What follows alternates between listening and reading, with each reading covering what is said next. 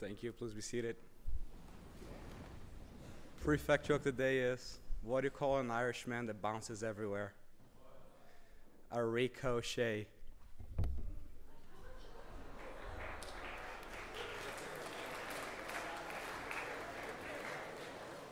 you get it? But what does that mean? Oh, O'Shea. Oh. Because Guy said, what do you think about this joke? I said, it's fine. It doesn't make any sense at all, but I don't think it'll offend anybody.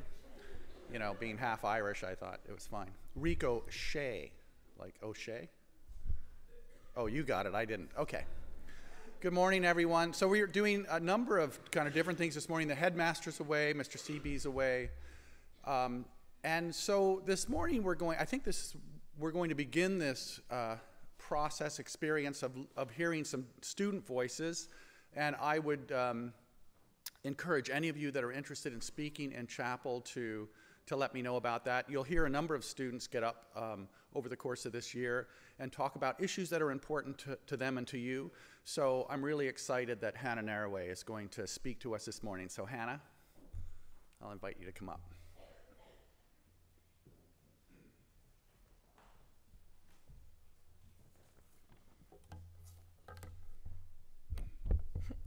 Hello. To those of you who don't know who I am Hannah Naraway, and today I'm going to do a speech. To be honest, just writing the speech was already giving me heart palpitations, but I've always wanted to speak in chapel, and I kept putting it off every year, just like my prep. But since I'm in grade 12, I'm finally forcing myself to do it. So one day I was listening to the Rev as he was telling a story about peekaboo, as per norm, and I realized that he has created a formula for instilling a message into our minds. Tell a simple story and draw out a complex and important message, and then explain that message. So I thought I would steal the Rev's formula and try it out myself. But then I was hit with two things. One, I don't have a cat to talk about, and two, what will I talk about? I really wanted to speak about something that everyone can relate to, partially so people actually listen to me, and also so I can share my views. So upon further deep thought, usually in class, I decided to talk about fear. Super cliche, but when you're standing in front of give or take 500 people, it seems like an appropriate thing to chat about. I also feel like it's the common denominator between humans. Like 99.9% of us experience fear. That 1% might be like Mr. McDaniels or something. So anyways, here's my story. It involves dogs, not a cat. So my nanny has a dog named Lola. Cute dog, but tiny, like the size of a cat tiny. Lola is a notorious princess with high standards, and she doesn't really like anyone, save for my nanny. She's basically a mob boss of the dog world. So anyways, my dog's name is Seeker, and he's medium-sized and at least 6 times the size of Lola. We ended up watching Lola for a week or so, and we thought that Lola would do her thing, sit on her throne, and wait for her mom to come and save her from having to stay with us. Instead, she decided to assert her dominance and scare the heck out of Seeker. And anytime Seeker went near her, she barked and growled. And Seeker, being the wimp he is, got scared and ran away. Mind you, he's massive compared to her, so this was hilarious to watch. Although it mystified me. Why couldn't he just get over it? Obviously, if he needed to, he could fight Lola and win. But I guess that's what fear is. An all-consuming thing that overtakes you, despite having no logical backing behind it. And yes, there's a difference between our gut telling us we shouldn't do that drug or go down that dark alley, but it's our mind telling us we shouldn't take that leap of faith and try something new. Each day our lives are decided and affected by the decisions we make, and fear may help you to make sure we don't make some bad decisions, but is it also preventing you from making good ones? Little things that you choose not to do in a day might just enrich your life. For example, I am nervous speaking in front of all of you. In fact, it terrifies me. You can probably see me shaking right now. But I bet you guys that after this, I'll feel exhilarated and happy that I did it. Now, I know it's annoying to raise your hand because I'm also super lazy, but just humor me. Can you put your hand up if you're afraid of spiders? Okay, you can put your hand now, wimps. Okay, now the dark. I am really afraid of the dark. Now this is my last question. So how many of you have been held back by fear?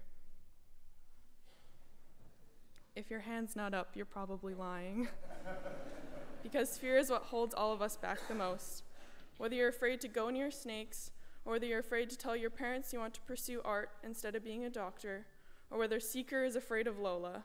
Sometimes there's things we're afraid of for no logical reason, and I think that it's okay if you don't want to do some things, but don't turn down every opportunity just because you're afraid. Try and make the most out of every day you're here by trying new things and overcoming whatever scares you, because I'm sure you'll feel better after it. And when confronted by your fears, pause for a moment and question whether they are rational. And if they're not, don't be a wimp like Seeker, be fearless and face them like Lola. Thank you.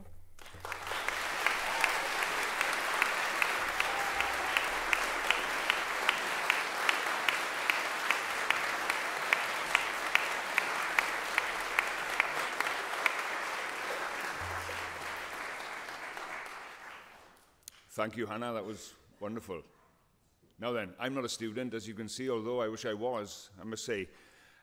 Anyway, I'm going to talk to you a little bit, just for a minute, and then a couple of students are going to come up and speak. Just want to say one thing here.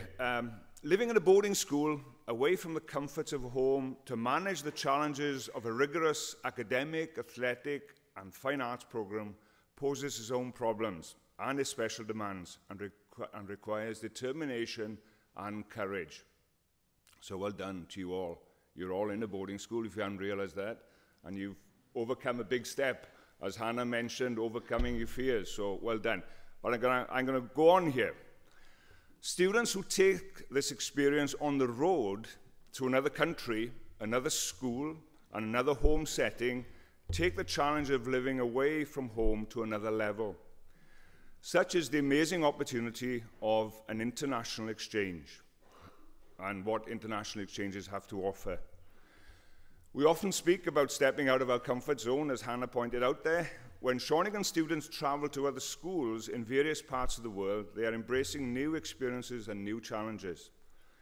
Shawnigan students take a bit of Canada to share when they journey, while also learning how life on the other side of the world is both similar and different from our close-knit community here on Vancouver Island.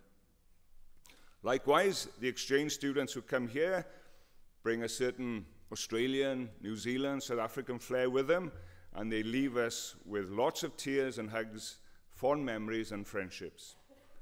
There's nothing really that can replace the experience afforded to students then that take on an international exchange.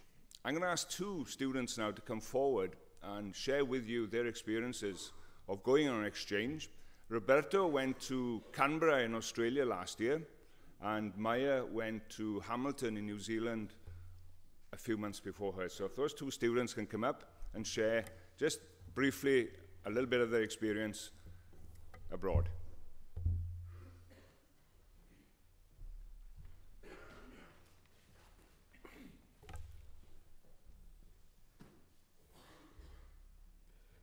Good day, everyone.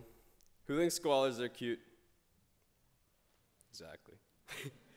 Who would like to see a heaven of kangaroos right here, right now? Well, that is impossible, but that's okay. If you're interested in doing so, an exchange program to Australia is waiting for you. I'd like to share a small anecdote with y'all. It goes like this. As I arrived to Canberra, Australia's capital, around 9 p.m. on my way to Freddie's house, Freddie was my exchange partner, along with Joe. I was feeling 100 since I got a good sleep on the plane. Fairly jet-lagged. I didn't get to bed until 12 that night. I know I'm a naughty boy and I stayed up late that night. Then the next morning, this awful noise, which I'm about to mock in a second, woke my jet-lagged body out of bed. It sounded something like this. Caw-caw! I was practicing last night.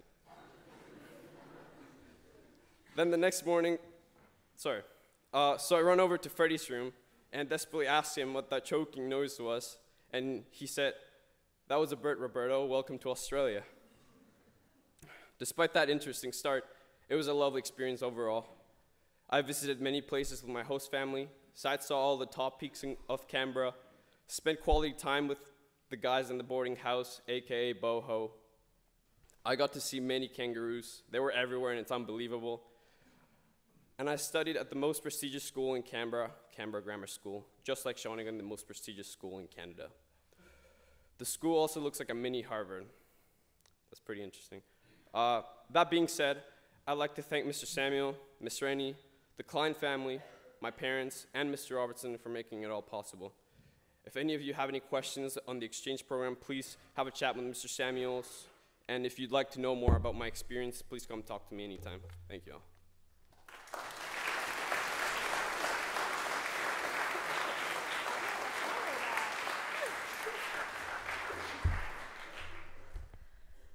Two years ago, I was privileged enough to be offered the opportunity to travel to New Zealand for 5 weeks. My exchange family, the Omegans, never hesitated to always make me feel welcome in their home and were always excited to give me tours around their wonderful country. I, for one, had never traveled by myself before, let alone 11,408 kilometers away, but needless to say, I wouldn't have traded the experience for the world. Attending another school was the main focus of my exchange. Waikato Diocesan School for Girls was definitely an adjustment from Shawnigan, being that 1, it was only girls, 2, they didn't serve nearly as much chicken, and 3,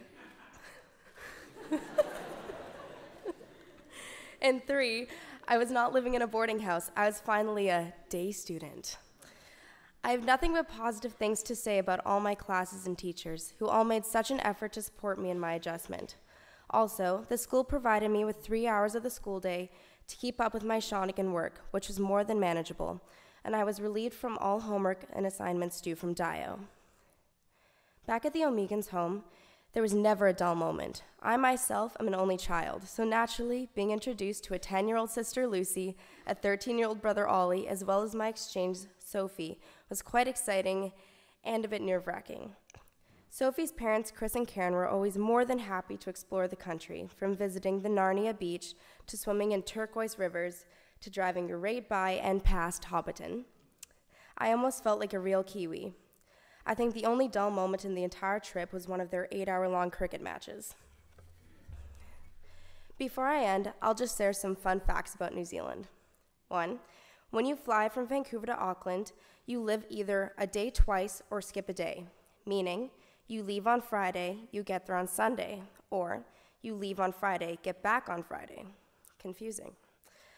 Some confusing translations are swimsuit are togs and flip-flops are jandals. And ketchup doesn't exist. I speak from the heart when saying that this exchange really did change my life for the better, and I promise you none of you will regret it when and if you decide to do the exchange. I'd like to thank Mr. Samuels, Mr. Seebe, and Mr. Robertson for making it all possible, and if you have any questions, please don't hesitate to talk to Roberto I or Mr. Samuels for more information. Thank you.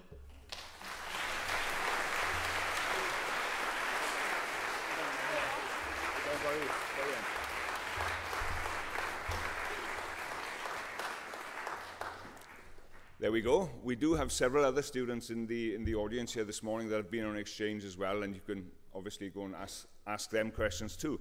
So there we go. We have links in Australia, we have links in New Zealand, we have links in South Africa, we have links in Chile, we have links in the UK. All right, so if you're in grade 10 or an older grade 9, or if you're a young grade 11, come and see me. All right, my office on the 2nd floor. We do have one interesting exchange as well, all right, which is not international, but that's to a school in Montreal that is called Collège Brebeuf, all right, which is where our Prime Minister went to school, all right. That shows how good my French is, but there we go. So that's an interesting one that you can speak to Mr. Klassen about that one, all right. We sent, I think 6 or 7 students there last year, so. There we go. So that's a little bit on the exchange. Okay, so I look forward to hearing from 1 or 2 of you. Thanks.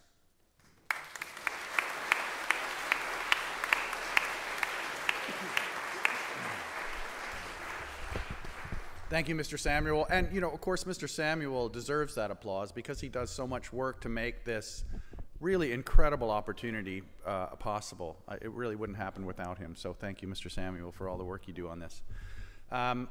And we're going to work on a hymn, is what we're going to do. And I'm going to ask Mrs. Tyrrell to come up. I was talking to the headmaster the other day, and as I say, his favorite hymn is that hymn number 17, Dear Lord and Father of Mankind. And it would be like the headmaster to have his favorite hymn be the most difficult hymn really in the world to sing. So we're going to practice that a bit so that when he comes back and we sing it, he'll be very impressed. So I'll invite Mrs. Tyrrell to come up.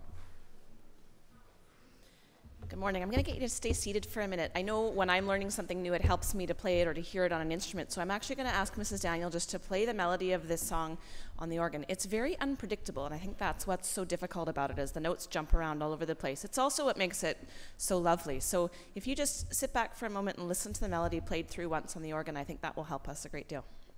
Thank you.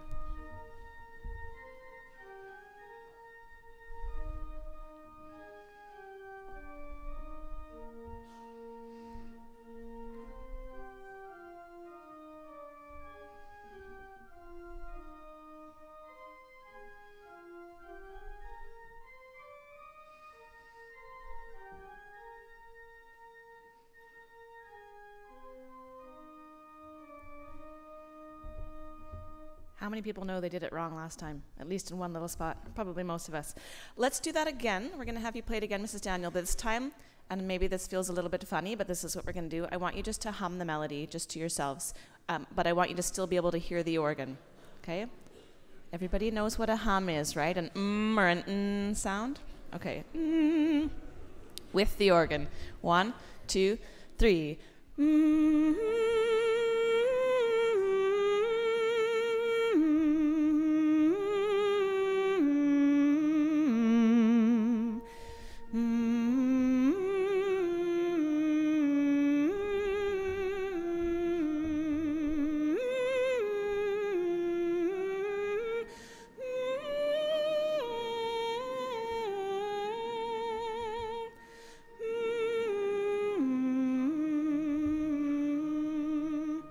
Good, everybody stand up. Let's try it from the start with the words.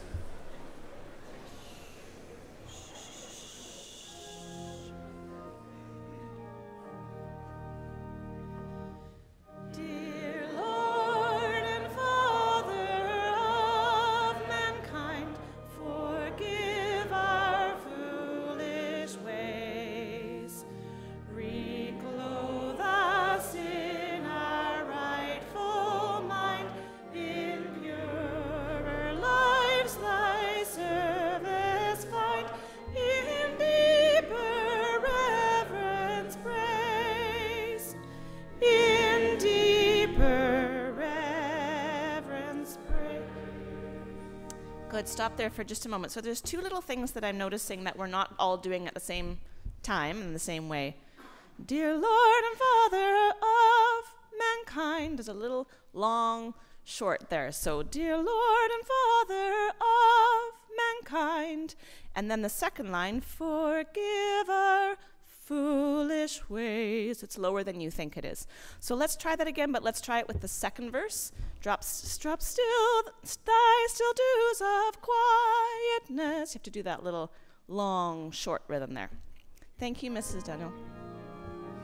Second verse. Drop thy still dews of quietness till all our striving cease. Take from our souls the strain and stress, and let our ordered lives confess the beauty of thy peace, the beauty of thy peace. Straight into the third verse. Breathe through the heats of our desire, thy coolness and thy balm. Let sense be dumb, let flesh retire, speak through the earthquake, wind and fire, O still small voice of calm, O still small voice of calm. do you think, Griff? I think we're off, by the way. Maybe not. No, I'm on? Okay. Thank you. Please be seated.